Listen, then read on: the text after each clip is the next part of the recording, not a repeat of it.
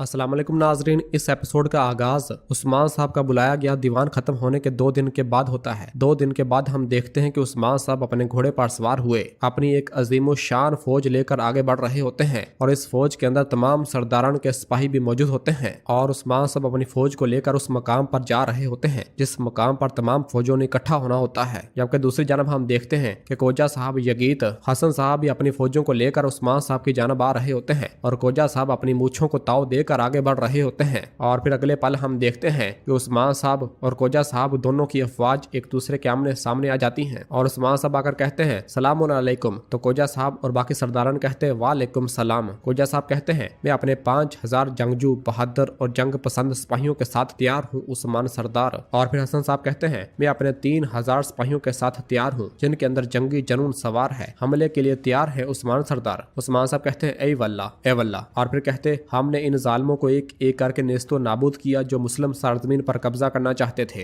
अब इस हमले के साथ जो हम करेंगे, हम इंसाफ की तलवारें इन सब के दिलों में उतार देंगे, हम माले गनीमत अपने खानदानों में बांटेंगे, हम हमेशा इस्लाम के झंडे के पीछे चलेंगे। ए मेरे रब, हमारी फतह को बरकत अता फरमा। तमाम सरदारन कहते हैं आमीन आमीन। और फिर इसके बाद उस्मान साहब तमाम सरदारन और सिपाहियों को लेकर आगे की जानब बढ़ जाते हैं और इस तरह सारी अफवाज इकट्ठी हो जाती है। जबकि दूसरी जानब जंगल में हम देखते हैं कि कलादियोस वो भी अपनी फौज को लेकर एक जगह पर जमा हो रहा होता है। कलादियोस अपनी फौज से कहता उस्मानी लश्कर जल्द यहाँ पहुँचने वाला है, मेरे इशारे पर तीर अंदाज उस्मानी लश्कर पर तीर बरसाएंगे। जब तीर अंदाज फारग हो जाएंगे तो पैदल सिपाही अपने छुपने की जगह से निकलेंगे और बाकी लश्कर को खत्म कर देंगे। उस्मान, तुम आज यहाँ अपनी फौज के साथ मरोगे और नेस्तो नाबूद हो जाओगे। जबकि इधर उस्मान साहब अपनी फौज को लेकर जब आगे बढ़ रहे होते हैं तो एक मकाम पर पहुंचने के बाद अपना घोड़ा रोक देते हैं और सबको रुकने का इशारा करते हैं। ये मंजर देखकर तमाम सरदारान भी हैरानगी से आसपास देखते हैं और फिर कोजा साहब पूछते हम क्यों रुक गए हजूर, क्या आपने कुछ देखा है? उस्मान साहब कहते रुक जाएं कोजा साहब, रुक जाएं। और फिर इस दौरान हम देखते हैं कि कायनुमाज अपना घोड़ा भगाते हुए सामने से आता है। उस्मान साहब पूछते आओ कायनुमाज, बताओ क्या सूरत हाल है? तो कायनुमाज कहता हजूर, मैंने आपके हुक्म पर तमाम मशरकी रास्ते छान मारे हैं, तमाम रास्ते खाली हैं और आपकी फौज के गुजरने के लिए मौजू है, वहाँ कोई नहीं है। तो उस्मान साहब कहते ए वल्ला, जबकि यगीत के रंग उड़ रहे होते हैं। और फिर कोजा साहब कहते हमने तो कहा था कि हम अपने घोड़े मगरबी सीरिया से लेकर जाएंगे, क्या ये सच नहीं है उस्मान सरदार? क्या अब रास्ता बदल दिया जाएगा? उस्मान साहब कहते तदबीर कोजा साहब, तदबीर। जबकि गद्दार यगीत बहुत परेशान हो जाता है। उस्मान साहब कहते तदबीर हमारी है और फतह अल्लाह की है। कोजा साहब कहते जब मकसद मालूम हो तो रास्ता कोई भी हो, हम पहुंच ही जाते हैं हजूर। उस्मान साहब कहते चलें, अब हम मशरकी सिमत से अपने घोड़े दोहराएंगे, चलो निकलें। और उस्मान साहब अपनी फौज को लेकर मशरकी रास्ते की जानब रवाना हो जाते हैं। जबकि इधर काई कबीले में हम देखते हैं कि सिपाहियों के लिए सामान गाड़ियों पर लादा जा रहा होता है और हर कोई अपने अपने कामों में मसरूफ होता है।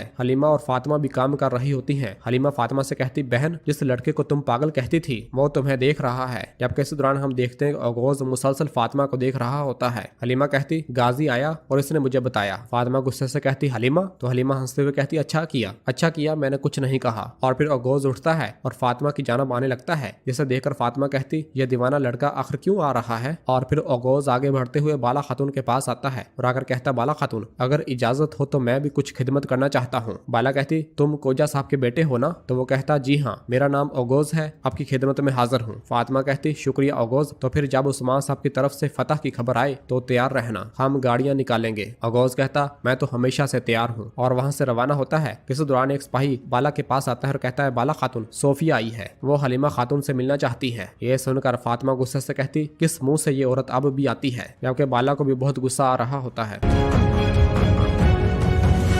दूसरी जानब जंगल में हम देखते हैं कि सलगूर आगा अपने हाथ में मखसूस किस्म का हथियार उठाए अपने घोड़े पर सवार हुए अपने सिपाहियों के हमरा जंगल में अपने घोड़े आगे मुसलसल भगाता ही चला जा रहा होता है। और फिर दूसरी जानब हम देखते हैं कि तुर्गत गाजी बहुत से कबीलों के सिपाहियों के हमरा एक जगह पर खड़े होते हैं। और फिर इसी दौरान सलगूर आगा भी अपने सिपाहियों के हमरा वहां पहुंचते हैं और अपने घोड़े से नीचे उतरकर तुर्गत साहब के पास आते हैं और कहते हैं सलामुन अलैकुम तुर्गत गाजी। तुर्गत साहब कहते वालेकुम सलाम। सलगूर साहब कहते मुझे सलगूर आगा कहते हैं, शेर का शिकारी। और तुर्गत साहब के साथ हाथ मिलाते हैं। तुर्गत साहब कहते, खुश आमदीद जनाब सलगूर, हमने तुम्हें बुलाया और तुमने फौरन हाजिर होकर वफादारी निभाई। सलगूर आका कहते, मैं इन भाइयों के साथ हूँ जिन्होंने अपना घर बार छोड़ा। उस्मान सरदार के हुक्म से हम सरहदों पर कुफार का शिकार करते हैं। हमने सुना कि उस्मान सरदार एक हमला करने जा रहे हैं। तुर्गत साहब कहते, तुमने सच सुना सलगूर आगा, इसीलिए मैंने तुम्हें इस मजलिस में बुलाया है। मैं चाहता हूँ कि हम तुर्कों की शानदार तलवारें एक साथ बुलंद करें और गाजियों और नौजवानों के लिए मसाल बने। मैं नहीं चाहता कि उनकी जानें बेमकसद चली जाएं। तो सलगूर आगा गुस्से से कहते, जिस चीज को वो दास्तान कहते हैं वो दीवानों के हाथ से लिखी जाती है और हम इन दीवानों में सबसे बड़े दीवाने हैं। हमें समझ सिर्फ कब्र में आती है। और फिर एक और सरदार आगे बढ़ते हुए कहता, अगर मरना है तो शहादत की मौत मरेंगे। हमारी जानें इस्लामी दुनिया पर कुर्बान हूँ। तमाम सिपाही भी कहते हैं कुर्बान हूँ कुर्बान हूँ। और फिर तुर्गत साहब कहते हैं, आई माशाल्लाह बहादुरो, आई माशाल्लाह। और फिर एक और सरदार कहता, ये पोस्टें और चुगे क्या हैं तुर्गत गाजी? तुर्गत साहब कहते, हमारे अजीम नाल हमेशा दुश्मन को दूर से ही लर्जा देते थे। ये पोस्टें कफ्फार के दिलों में खौफ का तीर बन कर चुभेंगी इंशाल्लाह। और फिर तुर्गत साहब सलगूर आगा और बाकी तमाम सिपाहियों और सरदारों को वो मखसूस भेड़िए की खाल की बनी पोस्टें उन्हें पहना देते हैं और सब अपने अपने चेहरे पर कालक भी लगा लेते हैं। और फिर सलगूर आगा कहते, सलामत रहें तुर्गत गाजी। और फिर सलगूर आगा कहते, चलें हमला करने चलें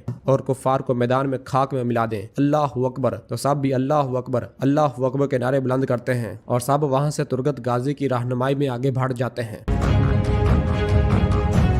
और फिर काई कबीले में हम देखते हैं कि सोफिया अपने घोड़े से नीचे उतरती है और बाला और हलीमा के पास आती है और आकर कहती है, बाला। तो बाला कहती, ये ना समझो कि हमने तुम्हें जिंदा छोड़ दिया तो तुम यूं ही आओगी और चली जाओगी। मेरी बर्दाश्त की हद है, इसको मत आजमाओ। तो सोफिया कहती, हम अब दुश्मन नहीं रहे। मैं पोइना को देखना चाहती थी। मेरी नन्ही चिड़िया, क्या तुम ठीक हो? और उसकी जानब बढ़ती है तो बाला बीच में आ जाती है। हलीमा कहती, मैं ठीक हूँ। और तुम? तो सोफिया कहती, मैं भी ठीक हूँ। शायद तुम मेरे साथ हो तो मैं और बेहतर होती। लेकिन हलीमा कहती, तुम्हारी बीमारी का क्या हुआ? यह सुनते साथ ही बाला हैरानगी के साथ हलीमा की जानब देखती है। तो सोफिया कहती, मैं ठीक हूँ। हलीमा कहती, क्या तुम बीमार नहीं थी? क्या तुम मरने वाली नहीं थी? मैंने इन तबीबों से दरियाफ्त किया जिन्होंने तुम्हारा इलाज किया था। तुम बीमार नहीं थी सोफिया। तुमने फिर झूठ बोला, दोबारा झूठ बोला। तो सोफिया कहती, पोइना मैं। तो हलीमा उसकी बात काटते हुए कहती, मेरा नाम हलीमा है और अगर तुम दोबारा मेरे सामने आई तो मैं हरगिज ना हिचकिचाऊंगी बल्कि तुम्हें अपने ही हाथों से कत्ल कर दूंगी। और यह कहकर वहां से रवाना हो जाती है। तो बाला बहुत खुश होती है और सोफिया से कहती, तुमने सुन लिया होगा कि जंग का वक्त आन पहुंचा है सोफिया, अब फौरन रवाना हो जाओ। और फिर सिपाहियों से कहती, सिपाहियों सोफिया का साथ दो जब तक कि ये कबीले से न निकल जाए। और फिर काई कबीले सोफिया को लेकर वहां से रवाना हो जाते हैं, जबकि इधर काई खवातीन सामान गाड़ियों पर लादते हुए एक दूसरे से कह रही होती हैं, जब उस्मान सरदार का हुक्म आएगा गाड़ियां रवाना होंगी, तब तक हम भरपूर कोशिश करेंगे बहन। और उनकी ये बात सोफिया सुन लेती है और बहुत खुश होती है। कहती, बेशक बाला, मैंने जो सुनना था सुन लिया है। ये कहकर वो कबीले से रवाना हो जाती है। जबकि दूसरी जानब जंगल में जब कमांडर क्लादियोस अपनी फौज को लेकर आगे बढ़ रहा होता है तो इस दौरान सामने से एक बाजंतनी सिपाही उसके सामने आ जाता है और आकर बताता है, आफंदी उस्मान मगरब की जानब नहीं जा रहा बल्कि अपनी फौज शमाल की तरफ लेकर जा रहा है। ये सुनते साथ ही क्लादियोस गुस्से से कहता, इसका क्या मतलब है शमाल की तरफ? ये तुम क्या कह रहे हो? वो आदमी इसी रास्ते से वापस क्यों लौट रहा है जिस पर अभी निकला था? तो वो सिपाही कहता, मुझे नहीं मालूम जनाब। तो क्लादियोस कहता, उस्मान तुम्हारे दिमाग में क्या चल रहा है? तुम कहाँ हमला करने वाले हो? और फिर पूछता है, ये चरवाहा कहाँ हमला करेगा, क्या तुम जान सके हो? तो वो सिपाही कहता, मुझे बस इतना मालूम है कि वो शमाल की तरफ रवां दवां है जनाब। तो क्लादियोस कहता, तो फिर हम भी शमाल की राह लेंगे। तो वो बाजंतीनी सिपाही कहता, वो आपसे बहुत आगे निकल चुके हैं जनाब। तो क्लादियोस गुस्से से कहता, चाहे घोड़े की टांगे थकन से फट जाएं, तुम रुकोगे नहीं। उस्मान कहीं भी चला जाए वो अपने मकसद में हरगिज कामयाब नहीं होगा। चलो। और फिर क्लादियोस भी अपनी फौज को लेकर शमाली रास्ते की जानब रवां दवां हो जाता है। और नाजरीन इसी जगह पर एपिसोड खत्म करते हैं। मिलते हैं बहुत जल्द अगली एपिसोड के साथ। वीडियो को लाइक कर दें और जिन दोस्तों ने अभी तक चैनल सब्सक्राइब नहीं किया वो जल्दी से चैनल सब्सक्राइब कर दें और बेल आइकन यानी घंटी वाले निशान को भी प्रेस कर दें ताकि आने वाला एपिसोड आपको आसानी मिल सके। दुआओं में याद रखें। अल्लाह हाफिज।